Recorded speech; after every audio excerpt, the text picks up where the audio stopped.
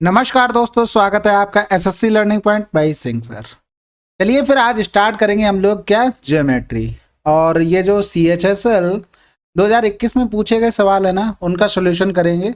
और percentage profit and loss, algebra और mensuration complete कर दी गई है और इनकी PDF टेलीग्राम चैनल पर अपडेट कर दी गई है। तो आप लोग इन वीडियो को भी देखिए, प्यार दीजिए अपना और शेयर भी कीजिए अपने फ्रेंडों के पास। अगर आप चैनल पर नए आए हैं तो चैनल को सब्सक्राइब कर लें।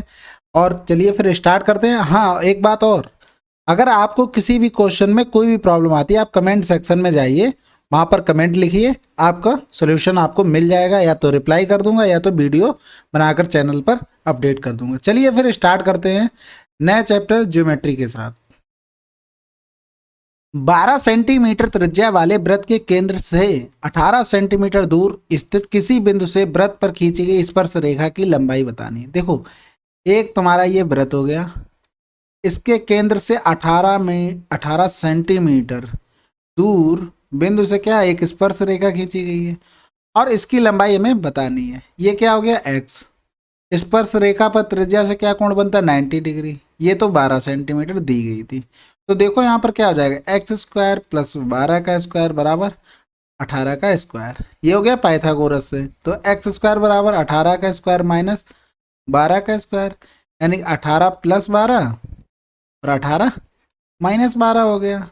तो 18 12 30 हो गया, 18 माइनस 12 करेंगे 6 बचा। अब यहाँ से देखो, इसको क्या लिख सकते हैं, 5 छक्का 30 लिख सकते हैं ना। ये हो गया एक्स स्क्वायर, दोनों का रूट ले लो। जब रूट लेंगे तो एक्स बराबर क्या आ गया, 6√5। अगला सवाल, for what angle D is ABC congruent triangle DEF given AC 2.5 centimetre, BC 5 centimetre और एंगल C 75 डिग्री, DE 2.5 और DF 5 सेंटीमीटर। देखो, कॉन्ग्रेंट का मतलब होता है बिल्कुल हूबहू, और एक आता है सिमिलरिटी। सिमिलरिटी मतलब होता है कि मिलता जुलता। ठीक है, तो देखो AC 2.5 हो गया, BC 5 हो गया, तो यहाँ पर DE 2.5 दिया है और DF 5 दिया है, यानी कि सेम भुजाएं दी हैं। तो एंगल भी क्या होगा, सेम ही होगा, तभी तो क्या हूबहू बन पाएगा ना। चलिए फिर अगला सवाल, तो स्पर्श रेखाएं TP और TQ एक बाह्य बिंदु T से Q केंद्र वाले वृत्त पर खींची जाती है। TP 7 सेंटीमीटर है, तो TQ की लंबाई बताना है। किसकी, TQ की। तो देखो, एक वृत्त हो गया, एक बिंदु था T, ये हो गया तुम्हारा TP और ये हो गया TQ। देखो, ये दोनों भुजाएं सेम होगी अगर वो 7 सेंटीमीटर है, 7 सेंटीमीटर क्यों होती हैं। जैसे मान लो ये सेंटर है, यहाँ से इसको मिलाया, यहाँ से इसको मिलाया, तो ये रेडियस हो गई। ये लाइन खींचेंगे तो ये क्या होगी, समान होगी दोनों में, यानी कि ये भी बराबर है, ये भी बराबर है, ये भी बराबर है और ये एंगल भी बराबर है। तो क्या होगा, ये भुजाएं कॉन्ग्रुएंट से बराबर हुई। ये दोनों, ये तुम्हारा TP और इसको मान लो तुम Z, TP Z triangle congruent triangle है कौन से, TQZ। ठीक है, अगला सवाल, दी गई आकृति में जीवाएं ABCD एक दूसरे को बिंदु L पर प्रतिच्छेद करती हैं। CL की लंबाई बताइए। देखो, CL कहाँ है, ये वाला पूछा गया, यानी x गुणे 6 बराबर 8 गुणे 3, 3 दूनी 6 हो गया, 2 चौकू 8 हो गया, यानी x बराबर 4 होता है। अगर ऐसा कभी भी दिया जाए, जैसे मान लो एक सर्किल है और ये ऐसी लाइनें खींची गई, ये x हो गया, ये y हो गया, ये z हो गया और ये तुम्हारा मान लो w हो गया, तो x इंटू वाई बराबर w इंटू। अगला सवाल, PQ और RS एक वृत्त की दो समांतर जीवाएं हैं जिनकी लंबाई क्रमशः 10 सेंटीमीटर 24 सेंटीमीटर है और दोनों केंद्र O के एक ही तरफ हैं। यदि जीवाओं के बीच की दूरी 7 सेंटीमीटर है तो वृत्त की त्रिज्या क्या। ये देखो, तुम्हारा ये हो गया सर्किल। ठीक है, सबसे ऊपर सबसे छोटी जीवा, उससे बड़ी होगी उससे नीचे। ये तुम्हारा कोई सेंटर है, ये दूरी दी गई थी 7 सेंटीमीटर, ये दूरी हमें पता नहीं, इसको x मान लो। इसको इससे मिलाते हैं और इसको इससे मिलाते हैं, ये r हो गई, ये r हो गई। ये पूरी अगर 10 थी, पूरी 10 थी तो ये 5 हो जाएगी, इसी तरीके से ये 12 हो जाएगी। ठीक है, अब ये वाला ट्रायंगल देखो पकड़ते हैं, ये बन गया भाई। ठीक है, तो 7 प्लस एक्स का होल स्क्वायर प्लस का 5 स्क्वायर बराबर क्या होगा, R स्क्वायर होगा। अब ये तुम्हारा जो ये वाला ट्रायंगल बना, ये देख लेना, निगाहें जमाए रहना, एकदम कहीं कंफ्यूज मत हो जाना। देखो एक्स स्क्वायर प्लस 12 का स्क्वायर बराबर आर स्क्वायर हो गया। दोनों को इक्वल कर दो, 7 + x का होल स्क्वायर प्लस 5 का स्क्वायर बराबर कितना हो गया, एक्स स्क्वायर प्लस 12 का स्क्वायर। तो यहाँ हो गया 49 प्लस का एक्स स्क्वायर प्लस का 7 दूनी 14 एक्स, इधर 25 हो गया, इधर एक्स स्क्वायर हो गया, इधर 144 हो गया। ये कैंसिल आउट।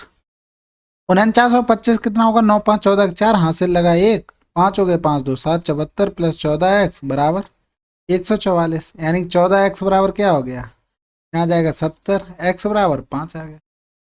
वैल्यू पुट कर दो, यहाँ पर x की वैल्यू 5 रख दो इक्वेशन 1 में, तो 7×5 = 12 का स्क्वायर प्लस 25, या फिर ऐसे लिख लो 12 का स्क्वायर प्लस 5 का स्क्वायर बराबर क्या आएगा, 13 का स्क्वायर, क्योंकि ये ट्रिपलेट है भाई, 5 12 13 का आंसर आ गया 13 सेंटीमीटर। अब यहाँ पर देखो कुछ चीजें थोड़ा लॉजिकली सोचो ना, तो यहाँ पर देखो आंसर कैसे आता है। देखो 2×5 = 10, 2 × 1 = 2, 2 दूनी 4, 5 12 13।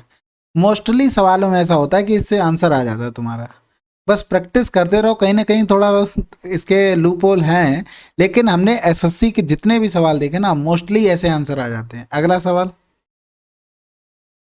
यदि त्रिभुज ए बी सी एक त्रिभुज है जिसमें D parallel B C A D और रेशियो डी भी दिया गया 9:8 इतना पूछा गया। ये देखो अंडरस्टूड होना चाहिए, ए बी सी है और डी पैरेलल क्या है बी सी की, तो डी यहाँ पर खींच दी, और ए डी कितना दिया है 9, डी भी कितना दिया है 8 दिया है, तो डी कहाँ पर है ये पूछा है, और ये बी सी, यानी कि 9, ये हो गया 17 टोटल। तो रेशियो क्या होगा, 9:17। ये तो सिमिलरिटी सबने ही पढ़ रखा होगा, इतना तो आसान था भाई। अगला सवाल, 5 त्रिभुजों की भुजाओं और कोणों के कुछ मापें नीचे दी गई हैं, दिए गए विकल्पों में से कौन सा त्रिभुज एबीसी के सर्वांगसम नहीं है। सर्वांगसम का मतलब होता है बिल्कुल मिलता जुलता एकदम, समरूप का मतलब होता है कि मतलब थोड़ा बहुत मिलता हुआ, लेकिन सर्वांगसम बिल्कुल साइड बराबर हो, एंगल जो दिए गए वो बराबर है। तो देखो ये ट्रेंगल एबीसी दिया गया है, इसमें 3.6 और बीसी 5, सी ए 4 दिया है, एंगल बी दिया है, एंगल सी। तो देखो पहला एंगल ट्रेंगल कौन सा है, डी ई एफ। अब इसमें देखो 4 सेंटीमीटर 4 है, 5 है तो 5 है, एफ डी 3.6 है, यानी बिल्कुल एकदम कॉन्ग्रुएंट है, कोई दिक्कत वाली बात नहीं। भुजाओं के ऊपर डिपेंड था इसलिए, एंगल पे होता तो देखो हम कैसे करते। देखो एच आई कहाँ पर है, 5 सेंटीमीटर, एच आई लास्ट में 2 पे लिखा है, यहाँ देखो 5 किस कौन मिल रहा है, ये मिल रहा है बीसी, तो बीसी लास्ट में दिया, बिल्कुल सही बात है। एंगल एच 52.4, एंगल एच कहाँ लिखा है, बीच में, यानी कि यहाँ पर बीच में क्या है, बी, बी भी कितना होना चाहिए 52.4, एंगल बी है 52.4, एकदम बिल्कुल परफेक्ट। एंगल आई देखो 45.5, एंगल आई है कहाँ पे, लास्ट में है, तो यहाँ पर एंगल सी भी होना चाहिए 45.5, बिल्कुल है, तो यानी कि ये कॉन्ग्रेंट हो गया। अब जे के एल में देखो, जे के 3.5 3.6 और 4। अब यहाँ पर देखो एंगल की बात आ रही, तो हम बिल्कुल सिमिलर जैसे जी एच आई को चेक किया वैसे ही करेंगे। तो देखो जे के 3.6 है, जे के कहाँ लिखा है, शुरू में लिखा है, यानी कि ए बी शुरू में लिखा है, ए बी भी होना चाहिए 3.6, बिल्कुल सही बात है। एल जे देखो 4 सेंटीमीटर, एल जे कहाँ पर है, एक छोड़कर एक है, यानी कि ए सी 4 सेंटीमीटर होना चाहिए। ए सी कहाँ है, ए सी देखो ये है 4 सेंटीमीटर है, बिल्कुल है, ये दूसरा भी सेटिस्फाइड हो गया। अब कोण जे देखो, जे कहाँ पर है, पहले स्थान पर, कितना दिया है 52.4, यानी पहले स्थान पर यहाँ क्या है ए का मान होना चाहिए 52.4, ए का मान कहाँ है, यहाँ तो है नहीं, बी का मान है, यानी कि ये कॉन्ग्रुएंट नहीं होगा। अब देख लो एम एन ओ भी देख लो, एम एन देखो 3.6 है, एम एन कहाँ लिखा शुरू में, यानी कि ए बी शुरू में लिखा है, ए बी 3.6 होना चाहिए, बिल्कुल है, ठीक है। एन ओ को देख लेते हैं कि 5 सेंटीमीटर दिया है, एन ओ लिखा कहाँ पे, लास्ट के 2 नंबर पे, तो यहाँ देखो लास्ट के 2 नंबर पे बी सी है, बी सी का मान क्या है 5 सेंटीमीटर, बिल्कुल मिल रहा है।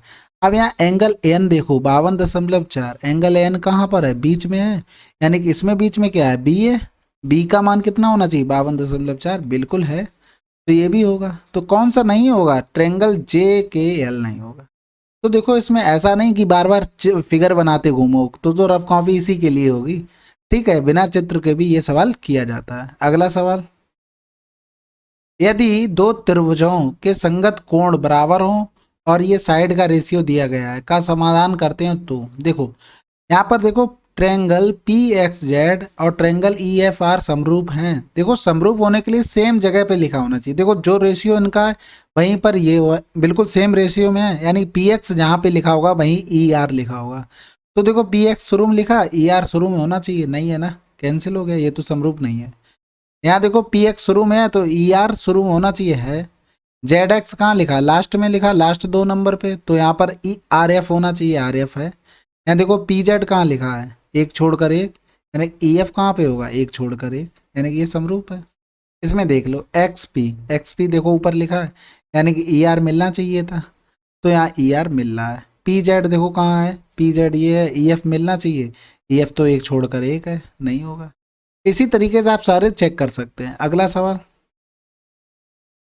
यदि त्रिभुज एबीसी समरूप त्रिभुज क्यू आर पी है और उनके एरिया का रेशियो दिया गया है, साइडों का मान दिया गया है ए बी बराबर 18, बी सी 15, पी आर का, तो देखो कभी भी ट्रेंगल का एरिया और साइड के एरिया से अगर देखें तो बराबर क्या होता है, साइड 1/साइड, यानी कि एरिया हमेशा रूट में आता है। तो देखो पहला क्या था, 9 था, दूसरे का 4 था, यानी कि रूट में लिख दो। एस वन देखो साइड यहाँ क्या निकालनी, पहले ये देखो P R, P R last में 2 लिखा है, यानी कि हमें बी सी का मान चाहिए, जहां पर ये दोनों लिखे हैं ना पी आर, वहीं पर इसको देखते हैं। यानी कि पहले ट्रेंगल की साइड क्या होगी, बी सी को लिखेंगे, बी सी 15 हो गया, पी आर क्या है निकालना, एक्स मान लो, तो ये हो गया 3/2, 15/एक्स, 3×5 = 5×2 = 10, एक्स बराबर 10। देखो इस तरीके से आप प्रैक्टिस करना स्टार्ट कर दो ना, पेपर में इतनी जल्दी सवाल करोगे ना, कुछ कह नहीं सकते। अगर जैसे मान लो पेपर में ये करना होता ना, तो हम लिखते क्या, 3/2 लिखते ना, क्योंकि ये तो हमें पता है ना, ये तो याद है, समझ लो। तो यहाँ पर पी आर निकालनी थी, पी आर देखते हैं यहाँ कुछ भी था, तो पी आर तो नीचे आ गया, एक्स मान लिया, ए बी सी के मान रखते 15, 3×5 = 15, 5×2 = 10, आंसर। अगला सवाल, वृत्त पर स्थित चाप 18 सेंटीमीटर लंबा है जो केंद्र पर इतना कोण अंतरित करता है, उस वृत्त की परिधि ज्ञात कीजिए। देखो वृत्त की परिधि पर कोण कितना बनता है, 360 डिग्री, यानी कि 28.8 डिग्री की वैल्यू दी है, 18 हमें निकालना 360 का, तो 18/28.8 गुणे 360, ये पॉइंट हटाया, जीरो ऊपर बढ़ गया, काट दो, 4×7 = 28, 4×2 = 8, 4×9 = 36, 9×1 = 9, 9×8 कितना हो गया, 72 हो गया, 4×2 = 8 हो गया, ये 25 हो गया, ये 2×9 = 18 हो गया, 25×9 = 225, आंसर आ गया। सिंपल था बिल्कुल। अगला सवाल, देखो इस टाइप के हमारे 2 सवाल पूछे गए थे CHSL 2021 में। तो देखो इन्हें करने का आसान तरीका क्या होता है, इनका एक रेशियो होता है, वो याद कर लो। रेशियो क्या होता है, जैसे स्क्वायर का एरिया और सर्किल का एरिया 14:11 होता है। तो देखो 14 की वैल्यू में 21 441, क्योंकि भुजा क्या थी, 21 सेंटीमीटर थी, और 11 की वैल्यू, 11 की नहीं निकालनी थी, कह रहा गैर आच्छादित भाग, यानी कि इसकी 11 हो गई, पूरे की 14 हो गई, 14 से 11 जाएगी तो इसकी इन तीनों की जो 4 पार्ट बचे, सॉरी कितनी होगी, इनके 3 होगी, क्योंकि 14 से 11 गए 3, तो 3 की वैल्यू हमें निकालनी थी, बटे 14 गुणे 3 हो गया, तो 7×2 = 14, 7×6 = 42, 7×3 = 21, यानी 3×3 = 9, 3×6 = 18 बटे 2, 2×9 = 18 हो गया, 2×4 = 8, 2×5 = 10, आंसर आ गया। अब ये रेशियो आता कैसे, कोई हमने निंजा टेक्निक नहीं लगाई। देखो अगर मान लो इसकी साइड ए होती, ठीक है, तो इसका एरिया क्या आता, A² आता, फिर सर्किल की रेडियस क्या होती, A/2 हो जाती, ठीक है, तो इसका एरिया πr², यानी 22/7, R² का मतलब A²/4 हो गया, तो यहाँ 2×1 = 2, 2×2 = 4 हो गया, A² से A² कैंसिल, यानी कि 14:11, यहाँ से ये रेशियो आता है। तो ये याद कर लो, आप कहीं पे बुक मार्क करके रखो, इसको बहुत काम में आने वाली चीज़ है। अगला सवाल, देखो ये सवाल और पूछा गया, दोनों मैंने एक साथ कर दिए हैं। तो देखो इसमें क्या था, वर्ग की प्रत्येक भुजा की लंबाई 20 सेंटीमीटर है, वर्ग के अंदर एक वृत्त है जैसे कि चित्र में दिखाया गया है, छायांकित क्षेत्र का क्षेत्र ज्ञात कीजिए। देखो कुछ नहीं, इसमें भी 14:11 हो गया, इसकी किसकी, 3 की वैल्यू निकालनी थी, यानी कि 14 की वैल्यू कितनी होगी, 400, और 3 की वैल्यू कितनी होगी, 400/14 गुणे 3 हो गया, 2×2 = 4 हो गया, 2×7 = 14, इसे लिख सकते हैं 600/7, 7×8 = 56 हो गया, 4 बचा, और 7×5 = 35 हो गया, फिर 5 बचा, 7×7 = 49, या तो इसको राउंड ऑफ करके 86 इसका आंसर हो गया। तो इस तरीके से आप लोग अगर कुछ ट्रिक बनाते रहिए, अपने से बनाइए, उसका आपको सोल्यूशन पूरा पता होना चाहिए कि इसकी पूरी अंदर मतलब पीछे की कहानी क्या है। अगर वो पता है ना तो आप कोई भी दिक्कत नहीं आएगी। देखो इजी आ गया तो ठीक है, नहीं आ गया फिर भी आपको बेसिक तो पता ही है ना, आप सब कुछ कर सकते हैं। अगला सवाल देखो, ये फिर से वही सवाल आ गया, इसमें कोई चित्र नहीं बनाना, कुछ भी नहीं करना, सीधे आंसर लिखना है। एक्स वाई जेड 361 यानी कि रूट में लिखना है 361/225। निकालना क्या है, त्रिभुज एबीसी की सबसे लंबी भुजा निकालनी है। यानी एक्स वाई जेड की सबसे लंबी भुजा, इसमें कुछ लिखना ही कुछ भी नहीं करना था। एक्स वाई जेड ऊपर वाला है तो ऊपर लिख दो 38, नीचे लिख दो एक्स। अगर भुजाएं दी होती, जैसे मान लो बीसी का मान दिया होता, तो मैं वाई जेड का ही मान पिक करना पड़ता, तब दिक्कत आती। देखो ऊपर हो गया 19, नीचे हो गया 15 15 225, 38/x हो गया। 19 दूनी 38 हो गया, 15 दूनी 30 हो गया। अगला सवाल, दो त्रिभुज A B C D E F समरूप हैं, यदि ए बी बराबर 6, बी सी 8 है, डी 9 है, ई एफ ज्ञात कीजिए। तो कोई चित्र नहीं बनाना, कुछ भी नहीं करना है।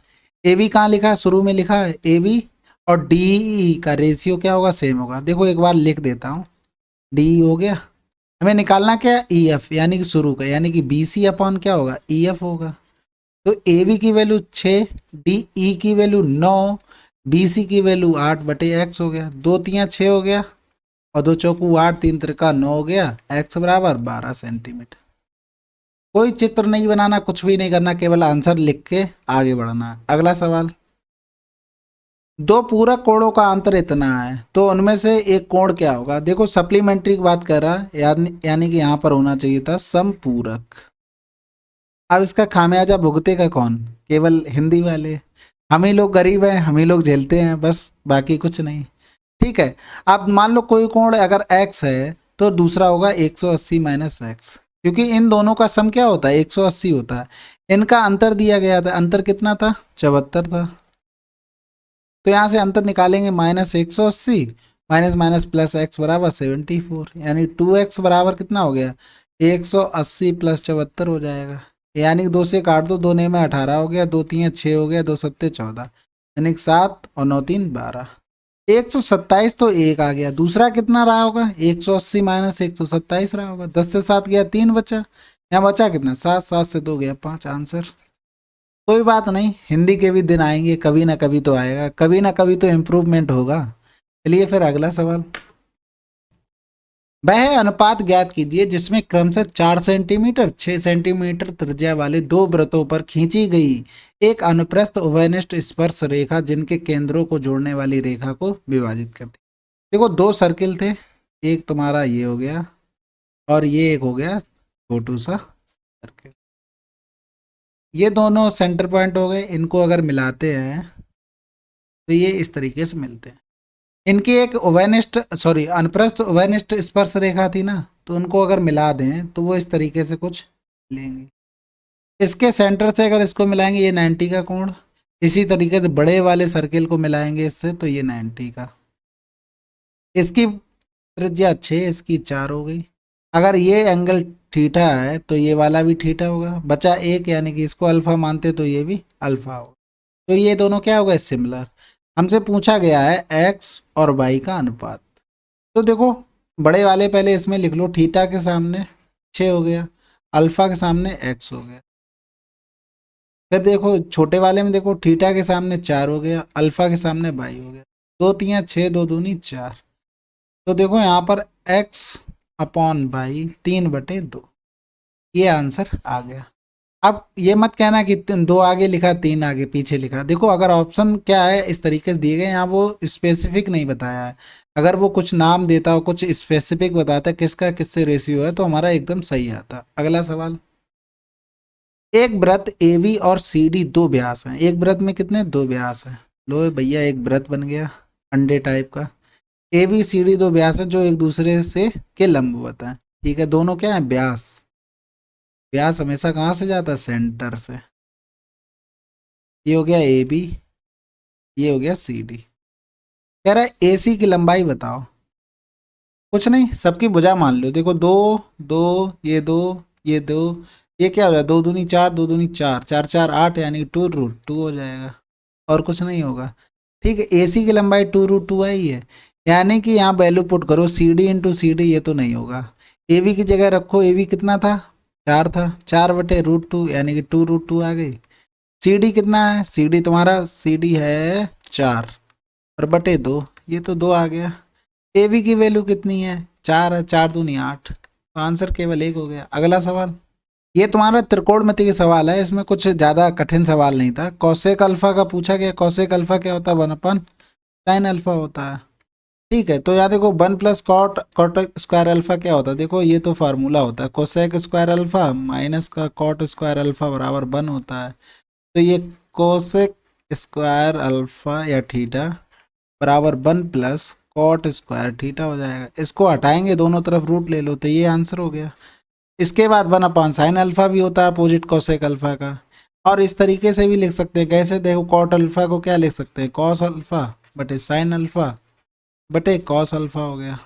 इसका मल्टीप्लाई करेंगे, इससे ये कट गया, बचा क्या, वन अपॉन साइन अल्फा। इसका अपोजिट क्या होता है, कोसेक अल्फा। तो आंसर कौन सा हो गया, ये कोसेक अल्फा का कहीं ना कहीं मैच नहीं होता। अगला सवाल, त्रिभुज एबीसी अंतः त्रिभुज खींचा गया है जैसा कि दिखाया गया है, और डी वृत्त के बिंदु सी पर एक स्पर्श रेखा है, और एंगल ए सी डी ये कितना दिया, 65, और ए सी बी 35 दिया है, ए सी और बी 35 दिया है। तो पूछा गया बी ए सी की माप, बी ए सी यानी कि इसका पूछा गया थीटा, तो इस वाले ट्रेंगल के बराबर होगा। हमेशा याद करो अगर कभी भी जैसे ये मान लो ये भुजा दी गई, ये तुम्हारा एक ट्रेंगल बना हुआ है, तो मान लो जैसे ये एंगल बना थीटा, तो ये लाइन हो गई इससे टच है, इसके अपोजिट जो भी एंगल बनेगा वो इसके बराबर होगा। इस वाले अल्फा के बराबर देखो, ये लाइन इससे टच हो रही है, इसके अपोजिट कौन सा है, ये अल्फा होगा। यानी कि ये वाला हम जो कौन सा है, बी सी ई, एंगल बी सी ई निकाल लें तो हमें पता लग जाएगा बी ए सी। तो देखो 65 प्लस 35 प्लस एक्स बराबर 180, तो ये हो गया 100 प्लस एक्स बराबर 180, एक्स बराबर कितना आ गया 80, यानी कि इसकी वैल्यू आ गई 80। तो ये वाला एंगल क्या होगा, 80 डिग्री। अगला सवाल, त्रिभुज एबीसी में यदि जी केंद्रक और एडी माध्यिका है जिसकी लंबाई 9 सेंटीमीटर, ए जी का मान निकालना है। हमेशा याद रखो, जैसे ए जी क्या है, माध्यिका है, ये पूरा कुछ रहा होगा ए डी माध्यिका, तो ये अनुपात क्या होगा, 2:1, यानी 3 की वैल्यू 9 दी है, तो ए जी पूछा यानी 2 की वैल्यू 6 सेंटीमीटर। ये तो याद ही होगा सबको भैया, ये ट्रेंगल में अगर ये माध्यिका है और ये अगर तुम्हारा पॉइंट केंद्रक है, तो ये 2:1 अनुपात में डिवाइड होते हैं। अगला सवाल, एक समांतर चतुर्भुज का आधार इसकी संगत ऊंचाई का दोगुना है। यदि समांतर चतुर्भुज का क्षेत्रफल 144 सेंटीमीटर स्क्वायर है तो इसकी ऊंचाई ज्ञात कीजिए। देखो, इसका चतुर्भुज का क्षेत्रफल क्या होता है, बेस इंटू हाइट बराबर कितना दिया, 144। अब कह रहा है जो आधार है वो ऊंचाई का दोगुना है, यानी ऊंचाई अगर h है तो आधार कितना होगा, 2h इंटू एच बराबर 144। इसे काट देंगे, 2 सत्ते 14, दो दूनी 4, यानी एच स्क्वायर बराबर 72। रूट ले लो, इसको लिख सकते हैं 36 × 2, यानी एच बराबर क्या आ गया, 6√2। अगला सवाल, त्रिभुज का एक कोण 108 डिग्री है और अन्य दो कोण बराबर हैं। इन बराबर कोणों में से प्रत्येक का मान ज्ञात कीजिए। देखो, ए प्लस ए, दो कोण बराबर हो गए, तीसरा कोण 108 है बराबर 180 हो गया। 100 से सॉरी 180 से 100 गया, 80 बचा, 80 से 8 गया, 72 बचा, यानी 2a बराबर 72 हो गया, तो a बराबर 36 डिग्री हो गया। अगला सवाल, एक वृत्त के चाप की लंबाई ज्ञात कीजिए जिसकी त्रिज्या 35 सेंटीमीटर है और चाप वृत्त के केंद्र पर 36 डिग्री का कोण बनाता है।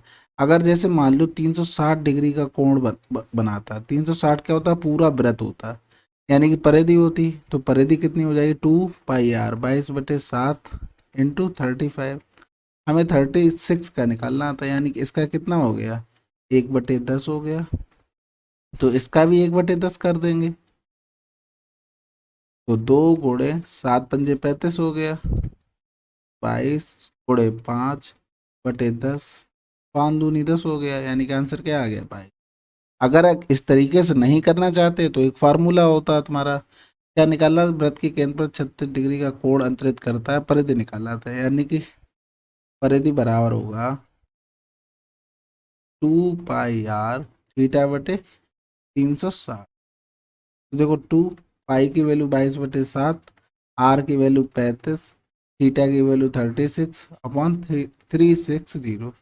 ये 10 हो गया, 7 पंजे 35 हो गया, 5 दूनी 10 हो गया, आंसर क्या आ गया 22। अगला सवाल, चतुर्भुज का क्षेत्रफल 336 मीटर स्क्वायर है और सम्मुख शीर्षों से एक विकर्ण पर खींचे गए लंब की लंबाई क्या है, 16 मीटर और 12 मीटर। विकर्ण की लंबाई याद कीजिए। देखो ये एक चतुर्भुज था तुम्हारा इस तरीके से, इस पर एक लंब डाला गया है वो 16 है और इधर डाला गया है वो 12 है।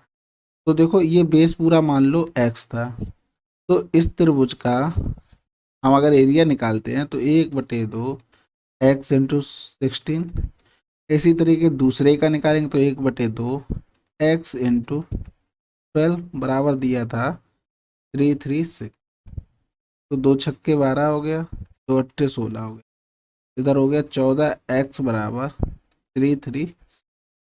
तो x बराबर 14 दूनी 28, 14 चौकू 56, यानी x बराबर तुम्हारा आ गया 24 सेंटीमीटर। अगला सवाल, दो वृत्त जिनकी त्रिज्याएं क्रमशः 12 सेंटीमीटर 8 सेंटीमीटर हैं एक दूसरे को बाह्य रूप से स्पर्श करते हैं। इन वृत्तों पर एक उभयनिष्ठ स्पर्श रेखा खींची जाती है जो वृत्तों को M और N पर स्पर्श करती है। MN की लंबाई बताओ। देखो एक तो वृत्त हो गया तुम्हारा ये, और एक वृत्त बना है ये दोनों स्पर्श कर रहे हैं। इसकी तो त्रिज्या दी थी 12 और इसकी दी थी कितनी 8। इन दोनों को अगर मिलाते हैं तो ये हो गया 12 8 20। ये एक स्पर्श रेखा है जिसकी लंबाई हमें निकालनी थी, ये MN। तो इसको हम बिल्कुल पैरेलल इसको नीचे ही खींचते हैं इसको यहाँ पर, और ये 12 8 होगा यहाँ, तो यहाँ से यहाँ तक 12 से 8 गया, बच्चा कितना 4। ये x हमें निकालना था, यानी कि 4 का स्क्वायर प्लस x का स्क्वायर बराबर 20 का स्क्वायर। देखो ये यहाँ पर क्या बनाएगा 90 डिग्री, ये यहाँ पर 90 बना रहा है। तो देखो यहाँ से एक्स स्क्वायर बराबर 20 स्क्वायर माइनस का 4 स्क्वायर, यानी 20 4 24, और 20 से 4 गया 16, 16 चौकू 64 की 4 हो गया, या रूट ले लो एक्स स्क्वायर, इधर रूट ले लो। तो यहाँ क्या इसको क्या लिख सकते हैं 4 गुणे 6, यानी कि इसका 2 बाहर आ जाएगा और उसका 4 बाहर आ जाएगा, रूट में बचेगा क्या 6x बराबर 4 दूनी 8 √6। अगला सवाल, एक त्रिभुज एबीसी में बीसी के समांतर एक सीधी रेखा AB और AC को क्रमशः बिंदु P और Q पर प्रच्छेद करती है। यदि AB बराबर 6 PV होता है तो PQ रेशियो BC निकालना है। देखो एक त्रिभुज है ये BC हो गया, और ये AB और AC को P और Q पर प्रच्छेद करती है, P और Q पर। AB कितना दिया 6, देखो AB बराबर 6 PB हो गया, तो AB अपॉन PB क्या हो जाएगा 6/1 हो जाएगा, यानी कि AB 6 हो गया तुम्हारा, और PB कितना हो जाएगा 1, यानी कि ये कितना बचा 5। पूछा क्या गया PQ, यानी कि ये वाला, और BC का, तो इसका अनुपात 5, ये 5 हो जाएगा, और पूरा कितना है 6, यानी कि आंसर आ जाएगा 5:6। अगला सवाल, दिए गए त्रिभुज एबीसी में यदि तीनों दिशा ए बराबर बी, बी बराबर सी, सी बराबर 3 है तो बी कोण का क्या होगा। अब देखो इसका फार्मूला सबको पता ही होगा, नहीं पता होगा अभी मैं बता देता हूँ, जिसको पता है उसको समझो। पहले कोण का पूछा गया, यानी बी बराबर 7 था, तो सबसे पहले लिख लिया करो 49, वो भी माइनस का। जो भी कोण पूछा जाए उसके उस भुजा का स्क्वायर कर दो, और क्या होगा माइनस। 3 × 9 लिख दो, प्लस 5 × 25 लिख दो, नीचे लिख दो 2 × 5 × 3, 9 × 5 = 14 हो गया 34, यहाँ बचा कितना 15, यानी माइनस का 15/2 × 5 × 3, नीचे 5×3 = 15 हो गया, कट गया, यानी माइनस का 1/2। तो ये बराबर किसके था कॉस बी के। ये कॉस बी में बी की वैल्यू क्या आ गई माइनस का 120 डिग्री। फॉर्मूला अगर याद नहीं है तो लिख लो, कॉस बी बराबर ए स्क्वायर प्लस सी स्क्वायर माइनस का बी स्क्वायर अपॉन 2a। जो भी एंगल होगा उसकी भुजा जो होगी वो सामने ये बी माइनस में आएगा।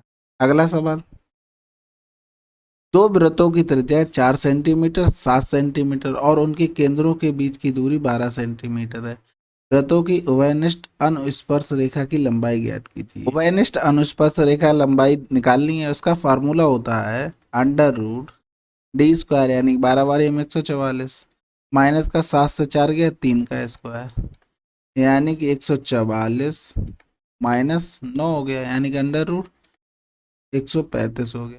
15 ने के 135 होता है यानी 3 × 15 लिख सकते हैं, सॉरी 9 × 15 लिख सकते हैं। ये हो गया 3 × ये तुम्हारा उभयनिष्ठ अनुस्पर्श रेखा की लंबाई फार्मूला होता है डी स्क्वायर माइनस का r1 माइनस r2 का होल स्क्वायर।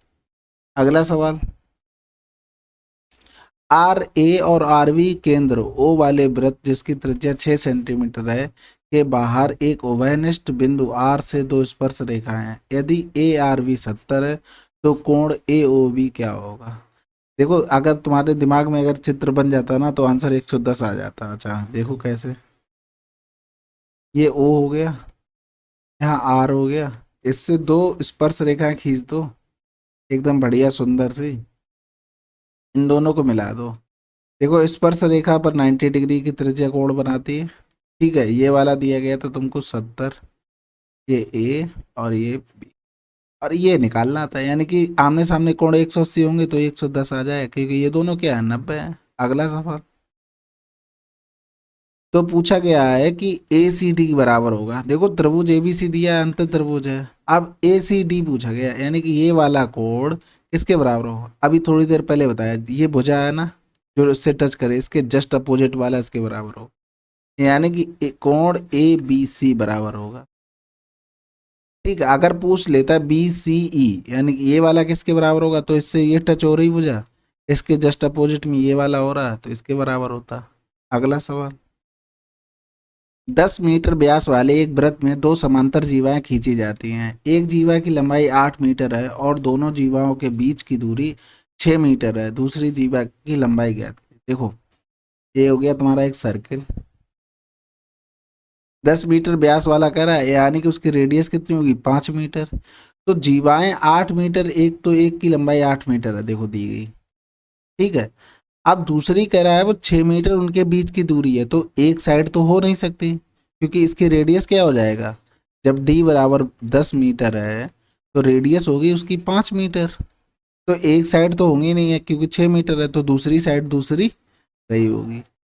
तो ये होगी दूसरी साइड, इसको एक्स मान लो। इनके बीच की दूरी है 6, ये रेडियस कितनी है 5, ये कितनी है 5, ये देखो ये हो जाएगी 4, तो 5 4 3 से पाइथागोरस, तो बची ये 3 होगी तो ये बची कितनी 3, तो 5 3 4 4 से ये आ गई, तो 4 दूनी 8 सेंटीमीटर दूसरी जीवा होगी। अगला सवाल, त्रिभुज एबीसी और पी क्यू आर परस्पर समरूप है। यदि बी सी बराबर ये दिया, क्यू आर बराबर ये, पी क्यू बराबर ये, तो ए बी निकालना है। बिल्कुल चित्र नहीं बनाना, पहले भी बोल चुका हूँ। हमें ए बी निकालना था। ए बी शुरू में क्या है, ए बी है शुरू में, तो पी क्यू के बराबर हमें रखना होगा। तो देखो बी सी ले लो पहले, बी सी कहाँ है, क्यू आर दिया है ना, क्यू आर देखो लास्ट में लिखा है, बी सी भी देखो लास्ट में, बी सी 5 है, क्यू आर के अपॉन में हो जाएगा। निकालना है ए बी, तो ए बी हमें निकालना है तो ए बी ऊपर लिख लो, ए बी शुरू में लिखा, पी क्यू देखो शुरू में लिखा, पी क्यू की वैल्यू 6.25, 25 25 625, 25 पंजे 125। ठीक है, अब यहाँ देखो 2 के बाद लिखा था तो 55 25 कर लो पहले, तो यहाँ 55 25 हो जाएगा बराबर ए बी हो गया। यहाँ देखो 2 नंबर के बाद पॉइंट था, यहाँ 1 नंबर के बाद पॉइंट था, ये हटाएंगे तो एक जीरो ऊपर इधर बढ़ जाएगा यानी कि नीचे 10 रहा होगा यानी कि ए बी बराबर 2.5।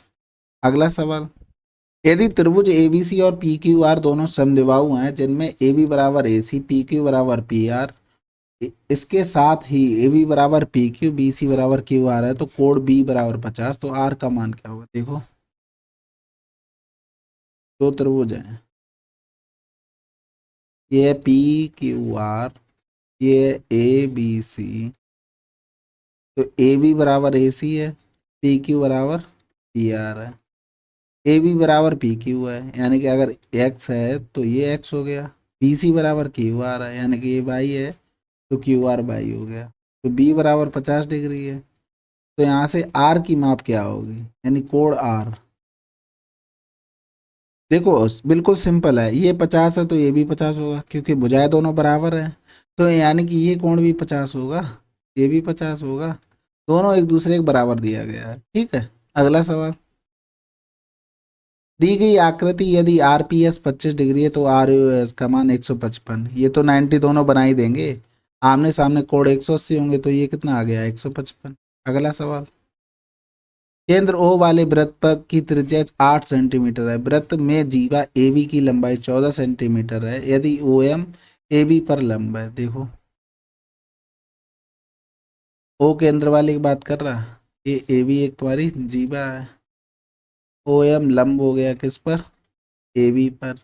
ओ एम की लंबाई ज्ञात कीजिए, देखो त्रिज्या दी गई हमको कितनी 8, ये 7 हो गया, तो देखो ये निकालना था, यानी एक्स स्क्वायर बराबर 8 64 माइनस 49, तो 14 से 9 गया 5 बचा, और यहाँ बचा 5 से 4 गया 1 बचा, दोनों तरफ रूट ले लो, आंसर √15। अगला, एक समबाहु त्रिभुज की परित्रिज्या इतनी है तो उसकी अंत त्रिज्या क्या होती है। ये देखो 2:1 होता है, 2 बराबर 18, तो 1 बराबर 9 होगा। नहीं अगर किसी को पता है तो देखो परित्रिज्या का फार्मूला होता है ये किसके लिए, समबाहु त्रिभुज के लिए, और अंत त्रिज्या का होता है a/2√3। दोनों का अगर रेशियो निकालेंगे ये कैंसिल आउट, √3 से √3, तो 2:1 आंसर आ जाए। ठीक है, अगला सवाल। In a triangle ABC, CA is produced to be angle BAP 126 if B ratio C 5:2 है, तो degree measure of B and C। देखो बहुत सिंपल है, A B C, CA को बढ़ाया गया P तक, इसकी वैल्यू दे दी 126, इन दोनों का अनुपात दे दिया 5:2। देखो जो बाह्य कोण होता है ना, इसका अपोजिट कोणों के योग के बराबर होता है, यानी 5x + 2x बराबर 126, यानी कि 7x बराबर 126, 7 एकम 7, 7 अट्ठे 56, x बराबर 18, तो 5x की वैल्यू 90, 2x की वैल्यू 36 डिग्री। अगला सवाल। पृथ्वी 24 घंटे में अपनी दूरी पर एक चक्कर पूरा लगाती है, एक चक्कर पूरा लगाने का मतलब 24 बराबर 360 डिग्री घूमती है। 3 घंटे पूछा, यानी 3 घंटे + 30/60 कर देंगे, टोटल घंटे में चेंज कर लो, 30 दूनी 60, यानी 3 दूनी 6, 1 7/2 घंटे में हमें निकालना है कितना घूमेगा, 7/2 बराबर 360/24 थोड़े 7/2, 12 दूनी 24, 12 3 36, ये हो गया 15, 15 7 105/2, 2 पंजे 10, 2 दूनी 4, 2 पंजे 10। अगला सवाल। ए बी बराबर क्यू आर, बी सी बराबर पी आर, सी ए बराबर पी क्यू। देखो ए बी बराबर क्यू आर, ए बी बराबर क्यू आर, ए बी एक छोड़ के एक लिखा, ये लिखा है क्यू आर, क्यू आर देखो पास ही में लिखा है, ये तो नहीं होगा, तो ए बी और क्यू आर, ए बी शुरू में लिखा है, क्यू आर लास्ट में लिखा, कोई मतलब नहीं है। यहाँ बी सी देखो, बी सी कहाँ पर, बी सी बराबर पी आर, बी सी शुरू में, पी आर भी शुरू में है, और क्या है ए बी बराबर Q R, A B last में है, क्यू आर देखो लास्ट में है, बिल्कुल सेटिस्फाई हो रहा है। लास्ट वाला भी देख लो, ए बी बराबर क्यू आर, ए बी बराबर क्यू आर, ए बी शुरू में है, क्यू आर कहाँ पे, एक छोड़कर एक है, कैंसिल। कोई चित्र नहीं बनाना, चित्र बनाओगे तो फंसोगे, फंसोगे कैसे, टाइम जाएगा, टाइम जाएगा तो आप फंसेंगे पेपर में। अगला सवाल। त्रिभुज एबीसी पी क्यू आर के समरूप है, एबीसी का क्षेत्रफल इतना है, पी क्यू आर का इतना है, हमने बताया है एरिया का रूट बराबर होता है इनकी साइड के बराबर।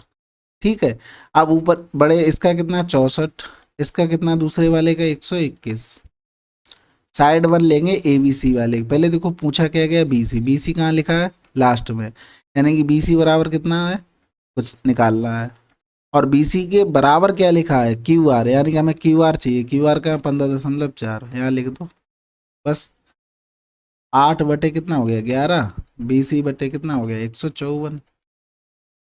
तो 11 कम 11, 11 चौक 44, 14 अट्ठे 112।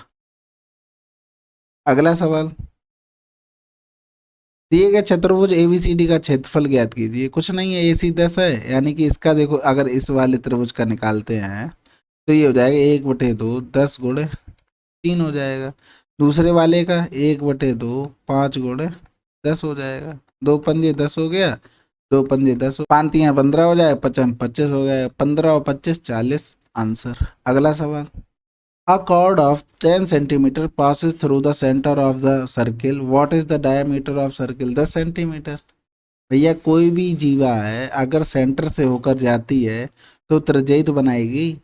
ठीक है, तो त्रिज्या इसकी लंबाई 10 सेंटीमीटर दी थी, तो ये इसकी व्यास क्या हो गया 10 सेंटीमीटर। अगला सवाल, एक त्रिभुज के कोणों के माप का अनुपात इतना है, तीनों कोणों में से सबसे छोटे कोण का माप ज्ञात कीजिए। देखो 4 3 7, 8 7 15, 15 बराबर 180।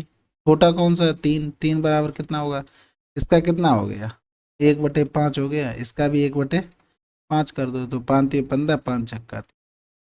अगला सवाल, ये देखो ज्योमेट्री के हमारे कम से कम 45 सवाल थे, इंपॉर्टेंट सवाल जो हमने कंप्लीट कर लिए। ये पूछे जाने के चांस ज़्यादा हैं और ये मुझे लगता नहीं CGL मेंस में इसके सवाल आ सकते हैं।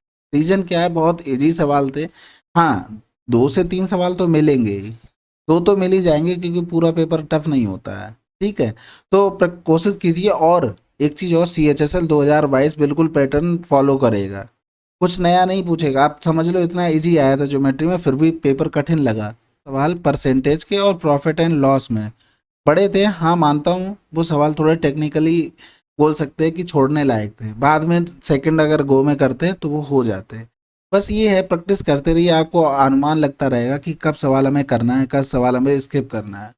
बस और कुछ नहीं होता। हमने काफ़ी क्वेश्चन कर लिए हैं, ये ज्योमेट्री भी आपका इंपॉर्टेंट चैप्टर था, इसको भी कंप्लीट कर लिया। आप जाके पढ़िए, जाके मन से पढ़िए।